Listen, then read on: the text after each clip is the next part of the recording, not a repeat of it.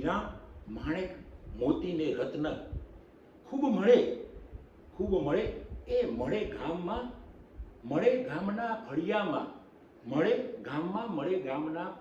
ફળિયામાં અને રહે ક્યાંક શહેરના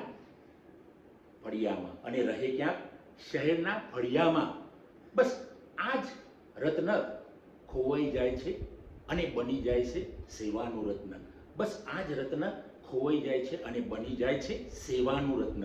મિત્રો, અહીં એક એવા રત્નની મુલાકાત મારી ગઈકાલે થઈ અને એ રત્ન અદ્ભુત. આ રત્નને તો મેં જોયેલું ઘણા વર્ષોથી, નાનપણથી જોયેલું, પણ આ રત્ન ખરેખર સાચું છે એને પારખ્યું મેં ગઈકાલે. મિત્રો, કારણ કે ઘણીવાર આપણી સાથે મિત્રો રહેતા હોય છે, ઘણા વર્ષો વીતી જાય છે, છતાં આપણે પારખી શકતા નથી. પણ એવું જ એક રત્ન મને મળી ગયું કે જે ગામના ફળિયામાં પણ ફળે છે, શહેરની ગલીઓમાં પણ ફળે છે, એરપોર્ટ ઉપર પણ ફરે છે. મિત્રો, આ રત્ન છે મુકેશભાઈ કાબોદ્રી. મુકેશભાઈ કાબોદ્રી એટલે અદ્ભુત, આનંદી, ઉત્સાહી, ખૂબ સેવાભાવી, વિમાનની ઝડપે સેવા કરનાર મુકેશભાઈ. વિમાન ઝડપી સેવા રત્ન મુકેશભાઈ, અદ્ભુત માણસ. મારા પત્નીને મૂકવા જવાનું એરપોર્ટ પર થયું. મુકેશભાઈનો સામેથી મેસેજ આવ્યો અને કહ્યું કે તમે જ્યારે આવવાના છો એ સમયે હું પહોંચી જઈશ. મિત્રો, મને તો ખબર જ નહોતી. મુકેશભાઈએ સામેથી ફોન કર્યો, મેસેજ આવ્યો એમનો. આવી વ્યક્તિ દિલમાં કેટલી સેવાની ભાવના લઈને ફરે છે એ મને એમની જોડેથી ખૂબ શીખવા મળી, ખૂબ પ્રેરણા મળી. કારણ કે ઘણીવાર આપણે બોલી શકીએ છીએ, કરી શકતા નથી, કરી શકીએ છીએ, બોલી શકતા નથી. મુકેશભાઈ એવી વ્યક્તિ છે જે કરી શકે છે, બોલી શકતી નથી.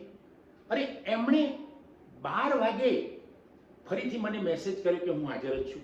મિત્રો, 12 વાગે જેની ડ્યુટી પૂરી થતી હોય અને લગભગ 2:30-3 વાગ્યા સુધી અમારી સાથે રહીને અમારી દરેક સેવાની પૂર્તતા કરી અને કહ્યું કે મારા પત્ની રૂપાબેનનો પણ ફોન આવ્યો હતો કે તમે વિજયાબેન અથવા તો પ્રોફેસર પ્રયત્કર સરનું કામ પૂરું કર્યા વગર ના આવતા. મિત્રો, આ છે ક્યાંક મુલાકાતો અમારી ક્યાંક થાય છે, વિહંગાવલોકન થાય છે ક્યાંક.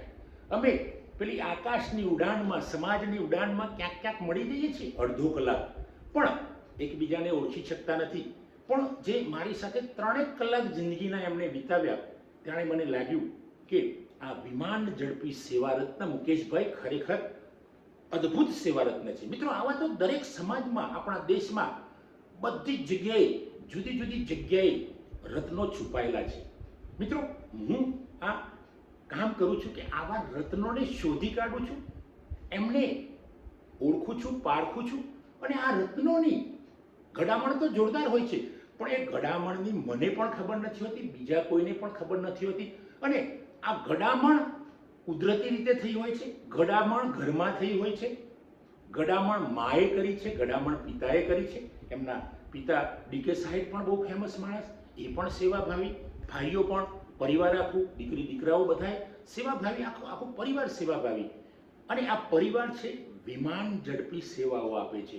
તો અમારા પરિવારને ગઈકાલે જબરજસ્ત અદ્ભુત રીતે સેવાઓ પૂરી પાડી એવા સેવારત્ન મુકેશભાઈ જેવા કેટલાય લોકો સમાજમાં છુપાઈને પડ્યા છે, પોતાની ઓળખ આપતા નથી. મુકેશભાઈ પણ પોતાની ઓળખ નથી આપતા, પણ મારા જેવા કોઈક ત્યાં જતા રહે છે અને મારા જેવા આ રત્નને, આ હીરાને, આ મોતીને, આ માણેકને પારખી જાય છે અને એ પરખને સમાજ સમક્ષ મૂકવાનો પ્રયત્ન કરે છે. મિત્રો, એમનો અહેસાસ તો તમે જુઓ, એટલી ધમાલમાં હતા, જબરજસ્ત મહેનત કરી, જબરજસ્ત નિયમ પ્રમાણે જે થતું હતું એ જ મહેનત કરી. એમણે ક્યાંય કોઈ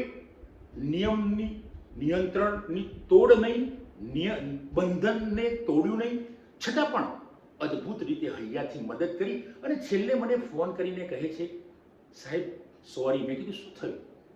તો કે આપને ચા પાણી કરાવવાનું રહી ગયું. મિત્રો, આ રત્ન તો તમે જુઓ કે જે રત્ન પોતે ઘસાઈને અમને અજવાળું આપ્યું છે, એ રત્ન પાછું કહે છે કે મારાથી આ ભૂલ થઈ ગઈ.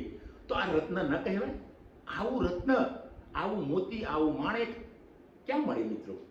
દરેક સમાજમાં છે, દરેક જગ્યાએ છે. આને શોધો, આપ શોધો, આપ પણ એના વિશે વાત કરો. તો સમાજને ખબર પડશે કે આવા નવરત્નો, આવા વિમાન ઝડપી સેવા આપનાર રત્નો, સેવા રત્નો સમાજમાં પડ્યા છે અને સમાજની નવી પેઢી, જે આજની એઆઈની પેઢી ખૂબ હોશિયાર છે, એ એમનામાંથી ખૂબ શીખશે.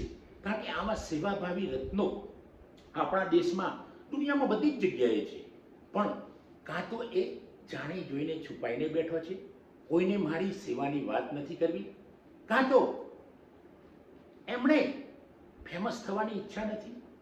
મિત્રો, પણ નહીં, ફેમસ કરવા જ જોઈએ આવા વ્યક્તિઓને. કેમ કે જો આવા વ્યક્તિઓ ફેમસ થશે તો એ સમાજને એક અલગ પ્રકારની પ્રેરણા પૂરી પાડશે, પ્રોત્સાહન પૂરું પાડશે અને નવી પેઢી તો એમાંથી ખાસ શીખશે.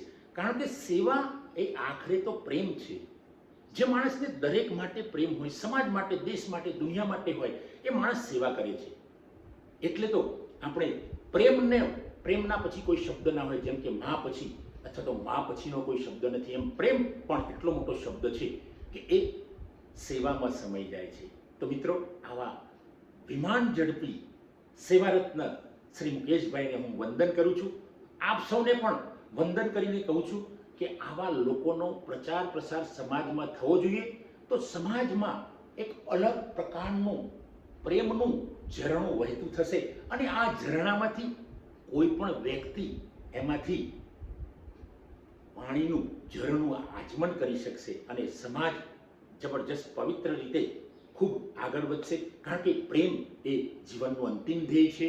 પ્રેમ એ કોઈ પણ વ્યક્તિને બદલી શકે છે. પ્રેમ એ વ્યક્તિને જબરજસ્ત પ્રેરણા આપે છે. તો આવા વિમાન ઝડપી મુકેશભાઈને, આવા સેવારત્નને હું વંદન કરું છું. તેમના પત્ની રૂપાબેનને પણ હું વંદન કરું છું. એમના દરેક બાળકોને પણ હું નમન કરું છું. કારણ કે આવું પરિવાર અદ્ભુત પરિવાર છે અને આ પરિવારને હું આજે બહાર લાવવાનો પ્રયત્ન કર્યો છું. મિત્રો, આપને જો આ વિડીયો સારો લાગે તો એને શેર કરો, લાઈક કરો, કોમેન્ટ કરો. આપ જેટલો બને એટલો શેર કરશો તો આનંદ થશે કે આવા